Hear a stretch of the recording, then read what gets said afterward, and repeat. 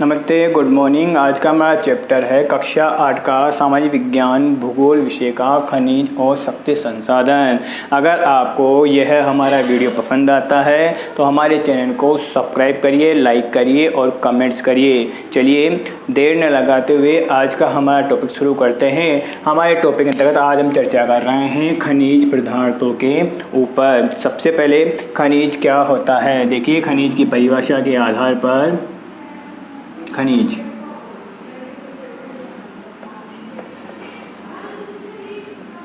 प्राकृतिक रूप से प्राप्त होने वाले पदार्थ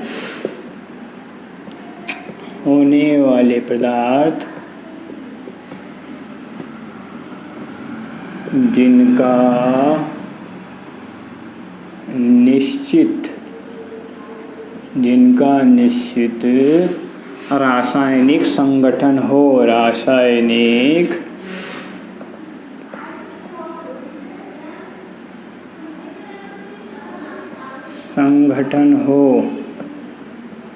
खनिज कहलाते हैं।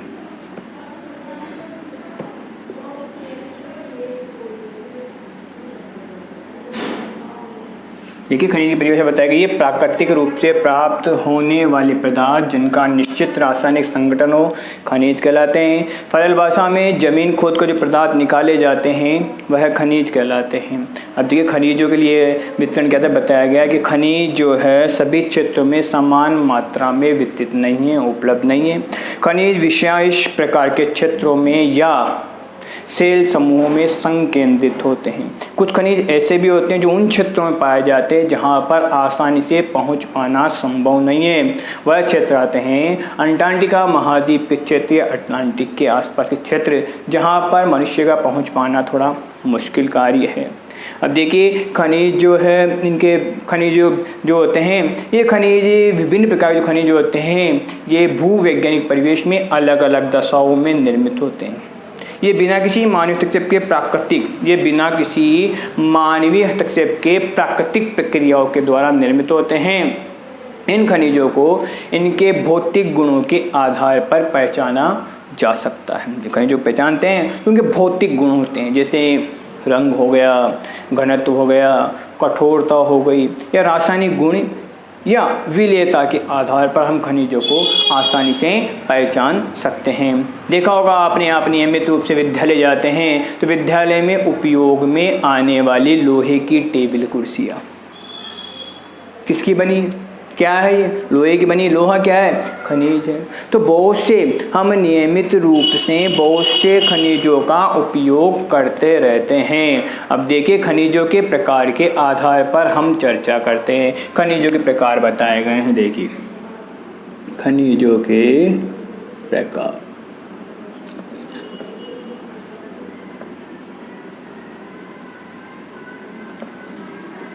धरातल पर, पृथ्वी पर, मान लीजिए पृथ्वी पर लगभग 3000 प्रकार के खनिज पाए जाते हैं। 3000 प्रकार के विभिन्न खनिज पाए जाते हैं। 3000 प्रकार के विभिन्न खनिज पाए जाते हैं।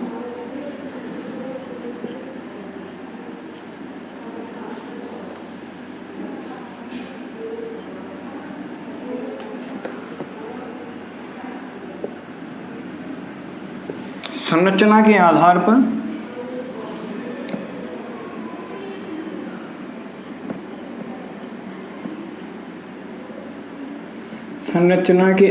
पर खनिज दो प्रकार के होते हैं।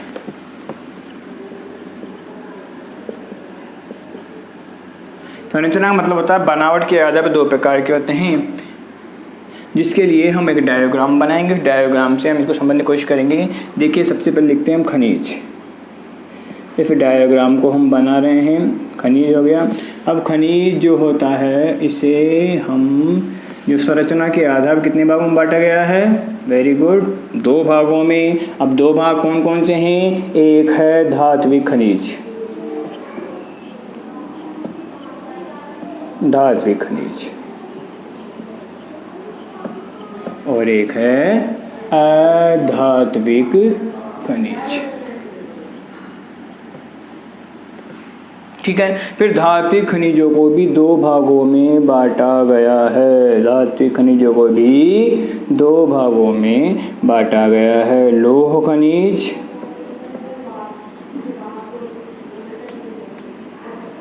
और अलोह खनिज।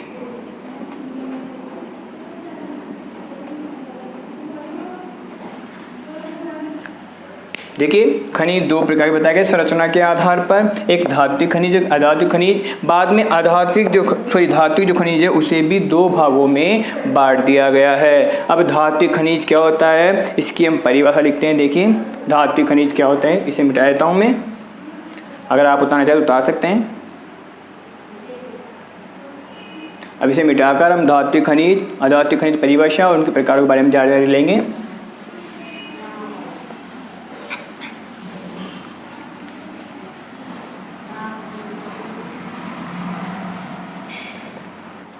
धात्विक खनिज, धात्विक खनिजों में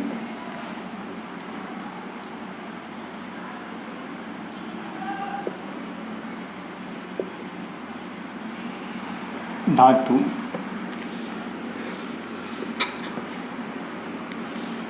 कच्चे रूप में होती है। धात्विक खनिजों में धातु कच्चे रूप में होती है, धातु कठोर होती है।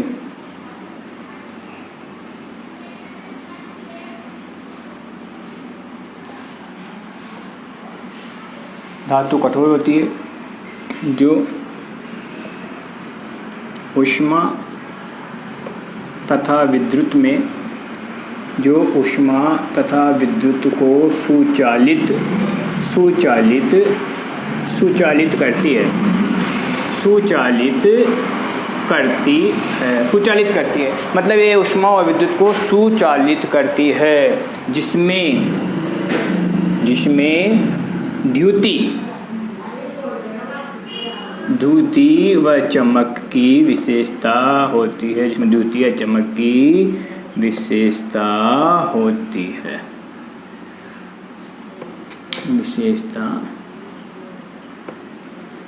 द्वितीय चमक की विशेषताएं होती है, जैसे लोह अयस्क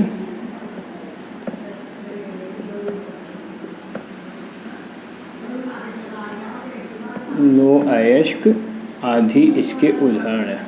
अब धात्विक खनिज जो है 2 प्रकार की बताई गई थी हमने, एक लोह और एक अलोह।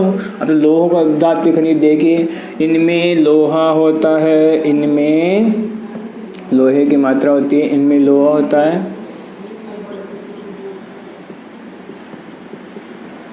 इन धातुओं में लोहा होता है, जैसे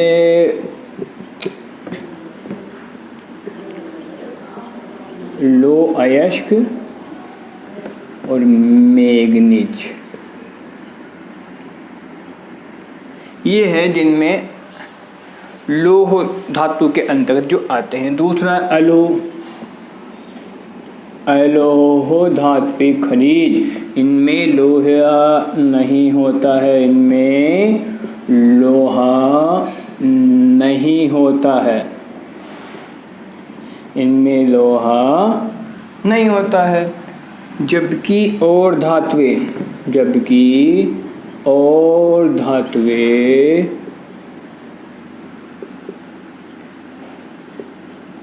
सोना चांदी हो सकती है, मतलब इन्हें लोहा नहीं होता है, जबकि दूसरी धातु जो होती है ना, सोना चांदी आदि धातुएं इस अलोह के अंतर्गत हो सकती है। तो धात्विक और अधात्विक वही। अब हम पढ़ेंगे अधात्विक खनिज। देखिए, इसकी परिभाषा है, इनमें धातु नहीं होती है, इनमें धातु नहीं होती है। चूना पत्थर, अभ्रक, जिप्सम अधात्विक खनिज है।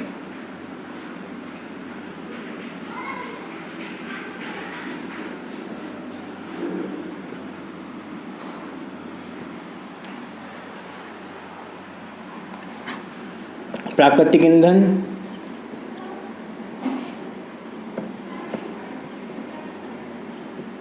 कोयला और पेट्रोलियम।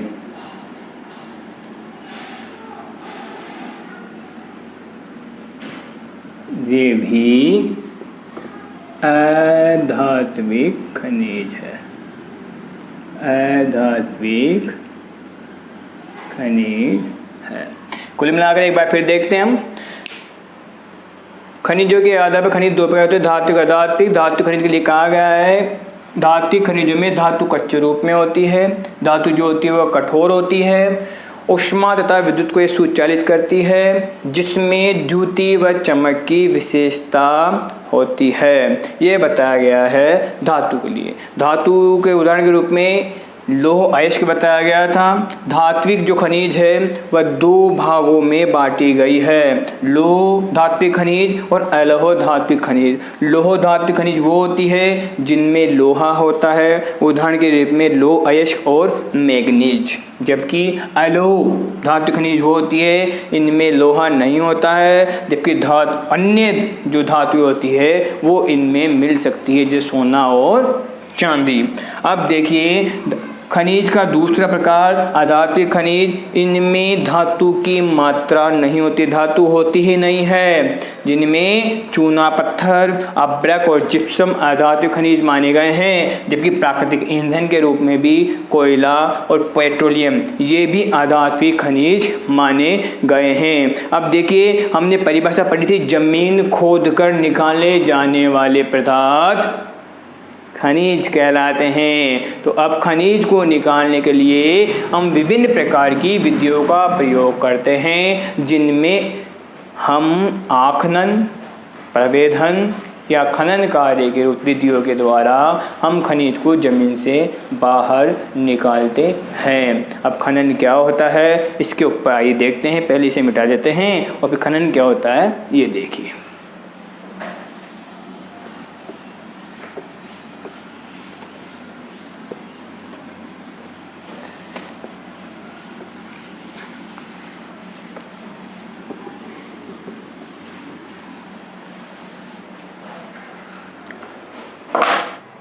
खनन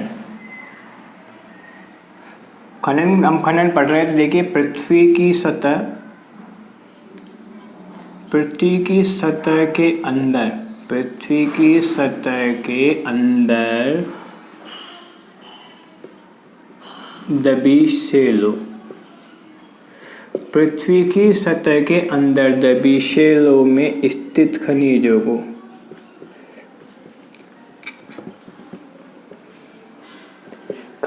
को बाहर निकालने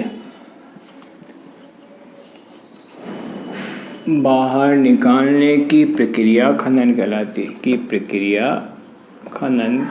है।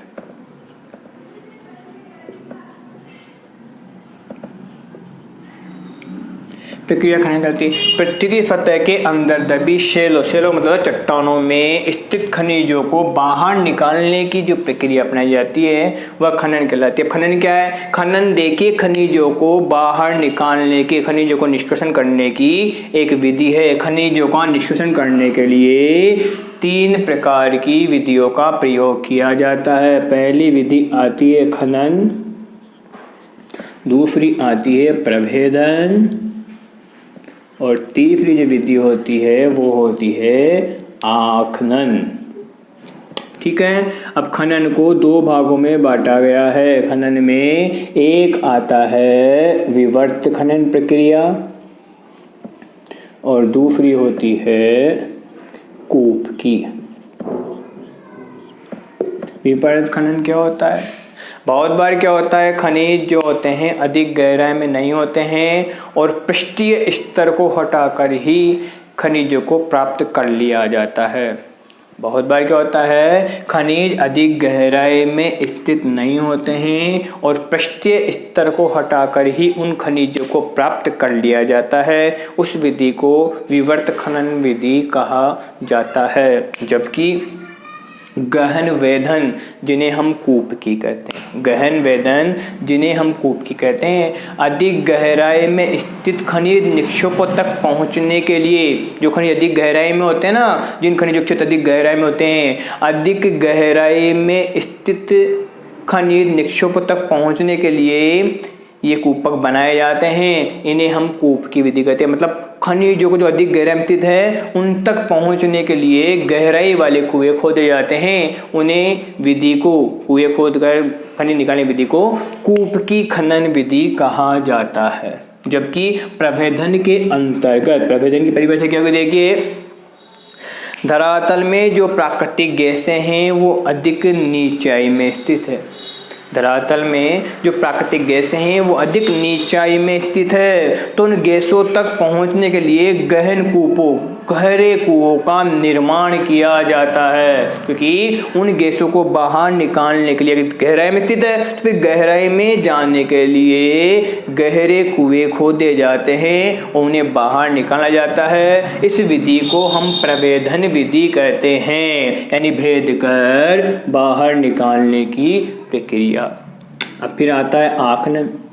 देखिए आकलन क्या होता है, सतह पर बहुत से खनिज जो होते हैं सतह पर निकट ही होते हैं, जिन्हें आसानी से बाहर निकालने के लिए, जिन्हें आसानी से खोदकर बाहर निकालने के लिए जिस प्रक्रिया को अपनाया जाता है वह आखनन कहलाती है। सतह पर निकट स्थित खनिजों को आसानी से खोदकर बाहर निकालने की प्रक्रिया आखनन कहलाती है। अब देखिए ये हो गई खनिजों का निष्कर्ष, मतलब खनिजों को निकालने की विधियाँ। खनन जिसको दो भागों में बांटा गया था, विवर्त और कूपकी। प्रभेदन के लिए आप बता दिया गया है गहरे कुएं खोदकर गैसों को बाहर निकालने की प्रक्रिया, और आकलन है सतह पर निकट स्थित जो खनिज होते हैं उन्हें जिन प्रक्रियाओं के द्वारा खोदकर बाहर निकाला जाता है वो आकलन विधि होती है।